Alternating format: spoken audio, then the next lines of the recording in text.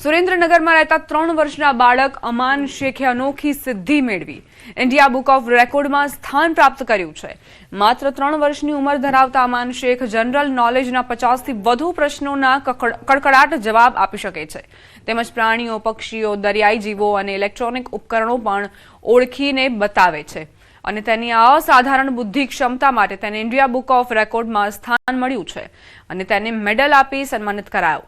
નાનકડા શેખ અમાનની આ વૈશ્વિક સ્તરની સિદ્ધિ માત્ર તેમના પરિવાર માટે જ નહીં પરંતુ સમગ્ર સુરેન્દ્રનગર જિલ્લા અને ગુજરાત રાજ્ય માટે ગૌરવની વાત છે।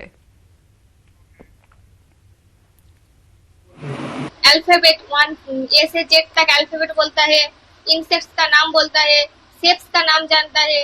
बच्चे को टाइम देना चाहिए। ये मेन है कि बच्चे के साथ खेलो, बच्चे के साथ टाइम दो तो समझो कि बच्चे क्या चाहते हैं। का मम्मी बहुत टाइम दिया उसको, बहुत कुछ सिखाया। फिर इंडिया बुक ऑफ रिकॉर्ड में उसको वीडियो भेजा, उन लोगों ने सिलेक्शन किया, फिर उसका नाम इंडिया बुक ऑफ रिकॉर्ड में नाम आया। उसका गर्व थाय छे के मारे आવું છોકરો બધે બોલી શકે છે। બરાબર, સુરેન્દ્રનગરમાં મને બહુ આનંદ મળે છે એનો અંદર કે આ મારે છોકરો બધી બોલી શકે છે। અનોખી પદ્ધતિથી લાલ મરચાની ખેતીનો રંગ બદલાયો। રાજકોટમાં થઈ આ કમાલ।